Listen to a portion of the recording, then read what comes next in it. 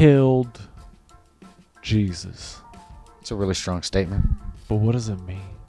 What do you think it means? I think it goes to like the underlinings of like who actually killed Jesus. You think it was the cops? I wouldn't say cops, more like state sanctioned. But isn't the cops the state sanctioned? Of the time, I don't think he was like, yo, the popo coming to get me. I don't think that was Jesus's But issue. I mean, but yeah, maybe. Yeah, I mean they were just called a different name. They just called a different name. You know what's crazy? I think cops would still kill a guy named Jesus today. You know, sometimes like you look at art and you're like, oh, what statement is it making? Like, you know exactly what the artist Ben Shores is saying right here. And it's so, like, it pops out at you. There's no colors. It's just like, boom, boom, boom. But what if it's saying something almost like the Tony Montana cover? How it's the half black, half white. Where Like the saying, Scarface? Not the Scarface, but almost the prevalence of a person who's out there doing something, let's say the state thinks is nefarious. Yeah. But he's actually changing and shaping the minds. Are you comparing Scarface to Jesus? I'm comparing the cover of this picture to the cover of Scarface's But movie. they're kind of different characters, right? Like Tony Montana was dealing cocaine. Jesus was dealing compassion. Hope and compassion. You know what I'm saying? Rick, tell us why am I drawn to this? What's happening here? It's the strong contrast between the black and white, and that's it's very bold. And I think that it's such an iconic image that people bring their own, like a lot of baggage to this image. Back in the day, that the authorities were afraid of anybody that would come along who would be wanting to help others, and I think we are kind of living in that time right now. Yeah. This is an awful time to be helping others. Yeah. If you walk by these paintings, you have to look at them. Jesus Christ taking a selfie, you have to look at that. With the spike in his hand. Yeah, he's like. You could see the nail still, the spike still in his hand. Yeah. He had to pull out the phone. But it's just so telling of the times where like the worst thing could be happening to you and somebody be like, let me get my phone out. Like, what? You're getting mugged. But you're getting mugged, but you're getting mad likes. By the way, subscribe to this channel. It's very important that you guys do that. Comedians Talk Art. This is a big deal. Yeah. I really like the texture on it. That the phone, it seems like the artist made the decision. So there's like some illustrative aspect of the Jesus. And the phone but then real. the phone, is meant to look texturally different, to like kind of jump out at you. Yeah, almost like the paintings, one of those paintings from like, let's say like the 1800s, Yeah. but the phone is from yesterday. Yeah, so you know. So you know. You know. So we got Michelle Obama here on this one, and she's wearing a Catholic hijab. And she's willing two toolies out there. She's dueling the two toolies. She's happy with the sticks. She is the banana. I feel like this banana is something that happened in pop culture. You missed it? It sold for like $6.4 million. Then he ate the. Okay, I did hear. But then I heard the banana gets replaced. Yes. Continually. The artist bought the banana at a fruit stand, and then he gave the fruit stand owner $100,000. So anybody who wanted a banana could come up until the $100,000 had run out and get a banana.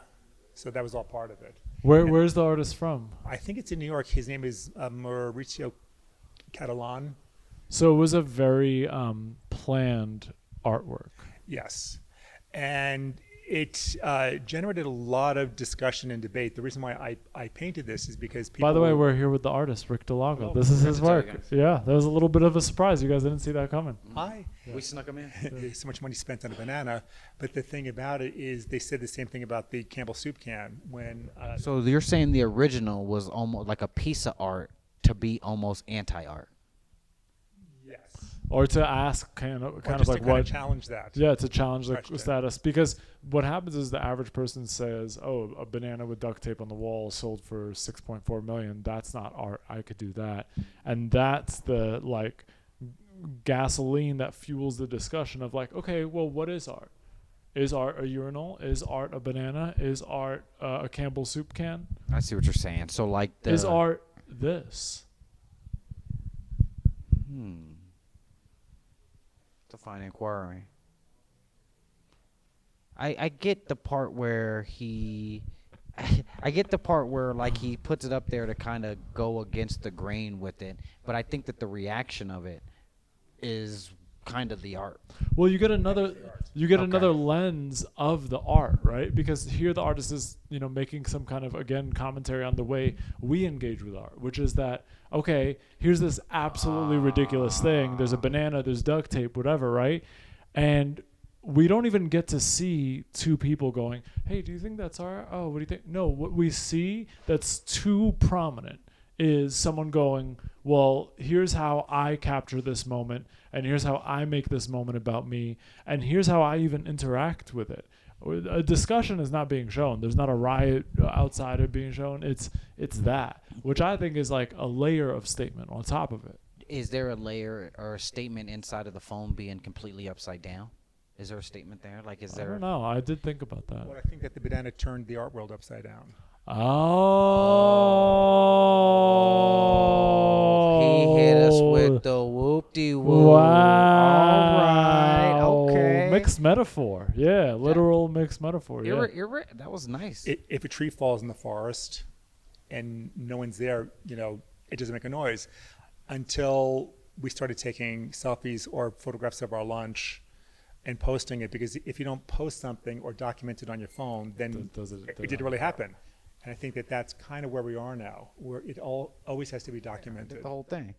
You guys want to get in this? Look at my man taking selfies. Let's hold. We're gonna take a selfie right quick. Art on art on art. I mean, every single character in this is high. And Charmander with a dab. Whoa. Charmander with the dab rig? He's a baby lizard. That is a fatty dab too. He should not be doing that. I love what he's done here because it does take you into that high vibe, but then like the top picture, he takes you into a futuristic world. Like I think that's what he's doing, is taking you into the weed world, but through some of these other worlds like the Futurama, the Pokemon. I bet you didn't know that I knew Gengar, Ghastly with the mini vape, and Haunter. I knew all. I was the first one in my school to catch all 151 Pokemon. They tried to stop me and they couldn't. I was the first. All right, at public school 220. I was the first one to catch all 150, and that's what I'm most famous for.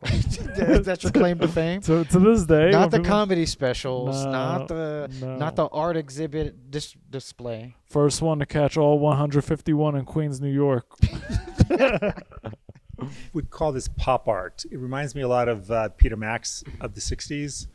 Just a lot of bright, vibrant colors. There's no real focal point. It's just there's a lot of color and objects in each of the works, and pop. So when you say no focal point, you mean that like your eye is supposed to just kind of like wander over, like, see the devil with a joint, see this wolf about to do a key bump, like you're supposed to look everywhere. Yes. Now, is there some deep symbolic reference to a wolf doing cocaine? With a golden key? I don't know. What do you think the artist is saying?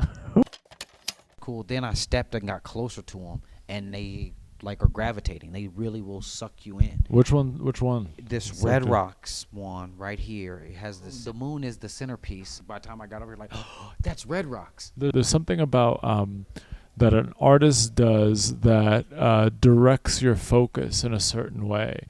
When you see the stage and the moon, there's something about it kind of like makes your eyes swoop toward those focal points. I don't know exactly how an artist does that, but is that right? Yes, that's a focal point, and they do it by putting the lightest thing next to the darkest thing, with like the moon in the sky, and you can see the skyline of Denver too.